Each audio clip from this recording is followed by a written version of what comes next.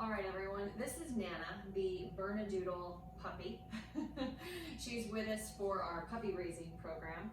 I want to talk about all forms of pressure when it comes to training a puppy or dog, okay? No, good. We discourage scratching at collars and harnesses and gear and whatever you're using because it becomes habit. So let's talk about how to communicate with your dog. The main way, number one, body language. That's your first form of pressure. And that's probably gonna be the one that takes the longest for me to go over. So we got body language first. It's also the most important. Second, we've got the leash. How to communicate properly with our dogs. The vast majority of dogs that come to me between a year to 3 years old that have developed some form of barking, reactivity, even aggression on leash stems from not understanding the leash. It's foreign to them. It's a completely foreign idea. And so we have to communicate with them properly and know what we're communicating with them in each moment, okay? Leash pressure. The other type of pressure is verbal. Speaking to our dogs, what we're saying, how we're saying it, how much we're talking to our dogs like they're humans versus giving them methodical, clear, concise commands. Our tone of voice, commanding and firm, or motivational and firm, like a track coach, let's go, where we're excited, yay, puppy, that higher tone of voice, or whether we're just very no nonsense. With a really, really hyper puppy, you might even be like, good. So anyway, tone of voice matters, and the way we're talking to our puppies, our dogs, is everything. So first thing I'm gonna go over is body language. Anytime you move away from a dog, it encourages them to move with you. You're building drive. Puppy, come, yeah, Nana, place. Just as if I wanted to amp my puppy up with a toy they weren't interested in, I would wave it around and then I'd pull it away. That's why it's so hard to teach a puppy and a dog to stay in one spot. So body language. If I move away from my dog, it's encouraging, even without saying anything or using a food lure. The same thing goes when I move into my dog. If they still have their natural instincts as puppies, if we haven't carried them around too much, moving into a dog settles them down.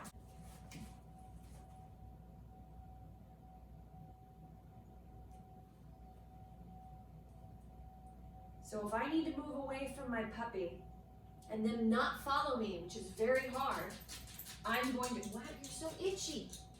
It's a new collar for her, a new training collar. I'm going to move in initially to settle them down and let them know I do not need them to follow me. And then robotically and methodically move away with a very different type of energy.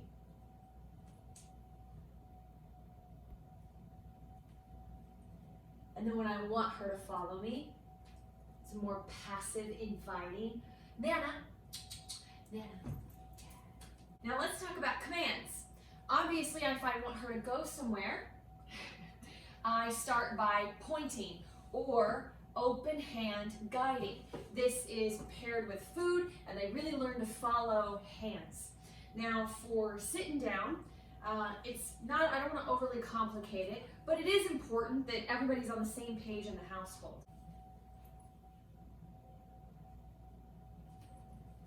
You see how I took that step? When she didn't follow my hand, I added more body language so she was able to understand what I wanted. She stopped when I stopped, and she just wasn't luring with the food. She didn't do anything wrong. So then I just need to add that step so she steps herself and unlocks to hop onto place. Good. Sit is really simple. You need some sort of lure up in the air, or you could point if you want. This is paired in the beginning with food. So if she's in a different position,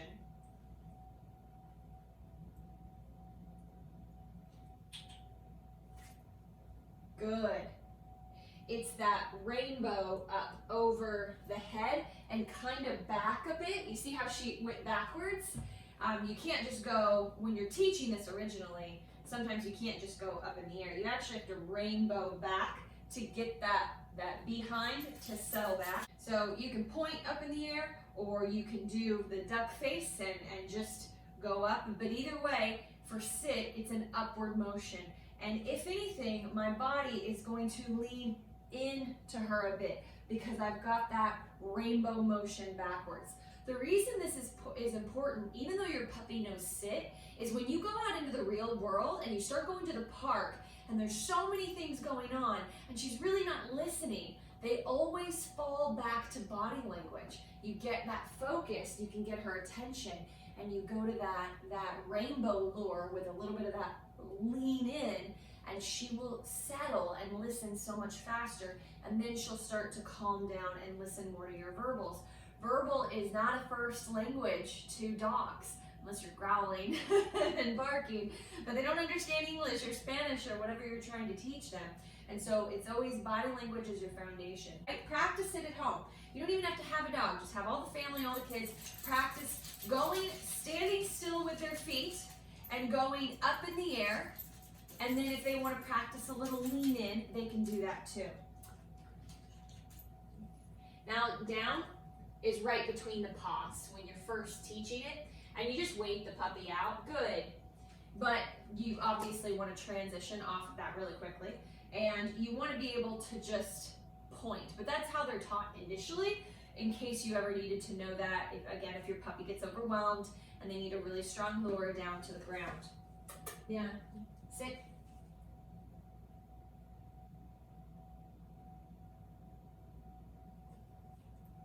Good. I get asked a lot, well, how do you wean off of the lure? And you be patient.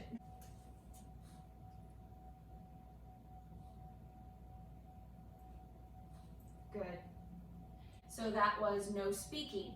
All body language. Okay, so that's your basic breakdown of body language. Let's move on to leash pressure. So leash pressure is just on and off, right? Basically, it's like no and yes, okay? Think of it that way.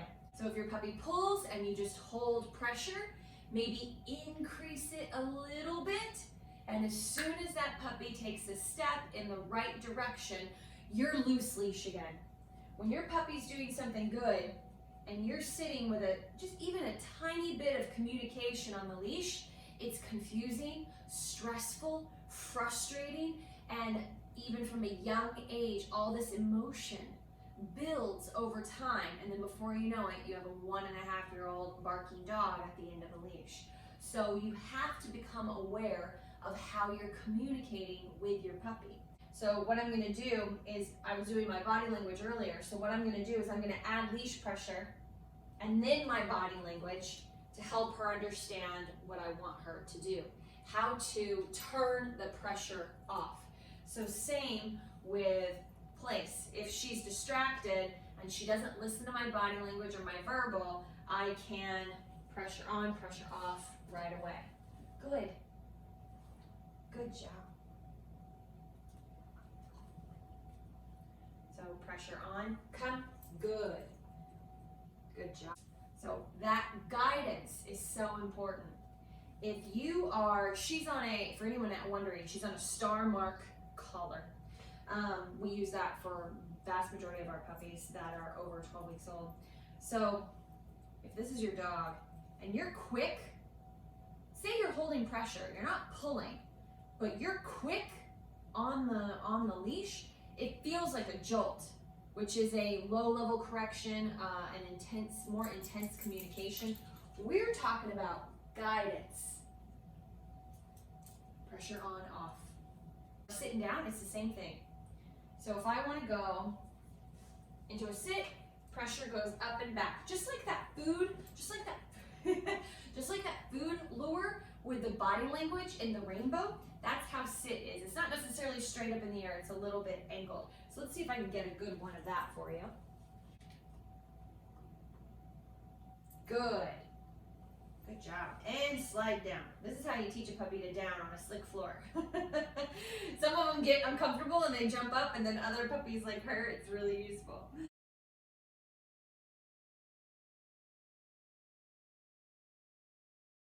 But as soon as that little rear end hits the ground, my pressure has to be off because that's my reward. And that's also how I'm teaching leash pressure. If it stays on for too long, it becomes so confusing and frustrating for them. They don't understand. Good. So it's so important for them to understand leash pressure up and back of it is sit. Leash pressure down is down. But watch what happens if I'm too far away from her. Look, she gets up. This happens a lot to new owners, new animal dog handlers. Look, she gets up, see? So it really, oh, good decision. You know what I wanted. You really want to make sure that if you need to use pressure for any reason, it really is straight down. You can use it with your hand too. It's just a lot of dogs and puppies get overly excited or mouthy if you're using their hand. They bite our shoes too. I mean, that's just kind of part of it. But it's important for them to learn leash pressure at such a young, moldable age. Good, so I even have the food up here and she's able to lay down. Good job. And I got some toe kisses or nudges, I'm not sure.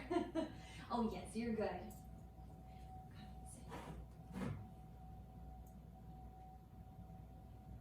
Good, very good. One thing I want to make note of is when you're trying to tell your puppy to COME or something like that, you don't want to pull up in the air. They don't go up. So you really want your pressure to dictate the angle. So if I want her to move with me, I'm going to bend at the waist a bit and I'm going to create more horizontal.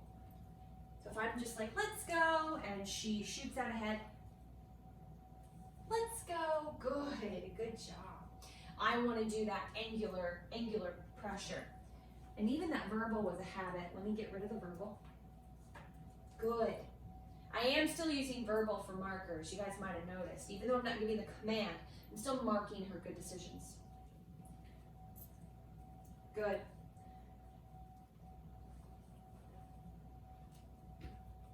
Good. Good. So it's just to the side. We're always wanting to direct their nose. That's why you also don't hold the leash back down their spine. So you don't hold, if my puppy shoots out ahead of me, I know, you're getting tired, I know. If my puppy shoots out ahead of me, I don't go down the back of the spine. It's not directional. They don't really move backwards like that very easily. Just like a horse, you have to really teach them how to trust and move back. So you always, I won't go back this way. I'll always go from the side or the front, of course, is fine. To the side. Place, yeah, there we go. All right, so there's some leash guidance information. Just remember, pressure on, pressure off. So important. Yes, tell them it's important. So let's go to our verbal commands. Verbal commands are honestly the most difficult alone, like purely alone. What I mean by that is again, because it's not their first language, you just stand there and say sit, sit, place, down, and be good. I mean, she's just not responding yet, and that's okay, but we do want them to have a really good idea of their verbal command. So I love to do these drills and strip away all of the help, body language help, leash help, and food lure, and just practice if they know the command. This is how we're gonna start to make the commands more clear. So if I do place and food lure and body language all at the same time, she's mostly just following my body language and food or leash, right? So I want to say it first, and then we're gonna do it, okay? There's an exception to this.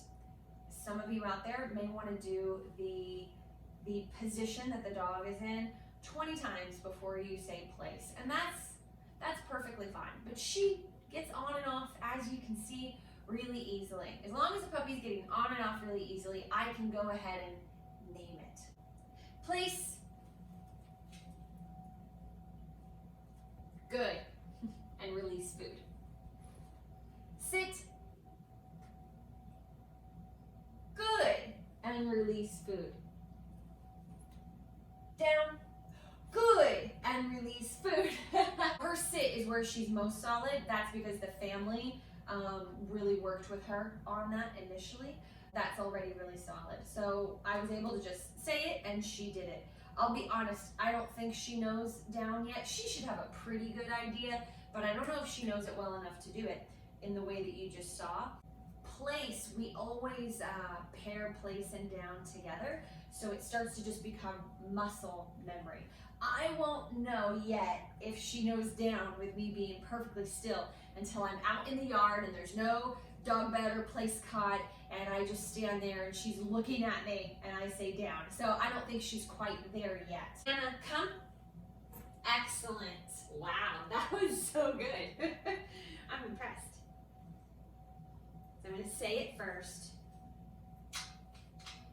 Place.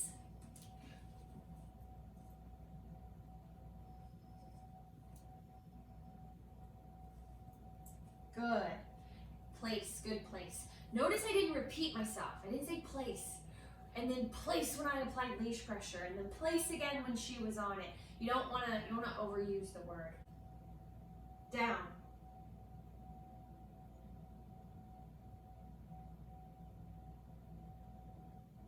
Good. Whoa, that's really good. I'm going to pair CONE with the step back and the leash guidance if I need it. Now come. Good. Didn't need the leash guidance. Good girl. Place. Leash on off. Good. So there you have it. Sit. Down. Good. Okay, so there's all the ways to communicate with your puppy and practice at home and have the family practice even without your dog in the beginning. Practice moving back softly and moving in towards them firmly, as if you're resetting them like a firm step forward, and practice moving back in a way that says don't follow me. Mixing up your tone of voice, practice that at home along with your hand motions before you even get your puppy. Oh, you got the hiccups? Before you even get your puppy out to work with them. You camera shy?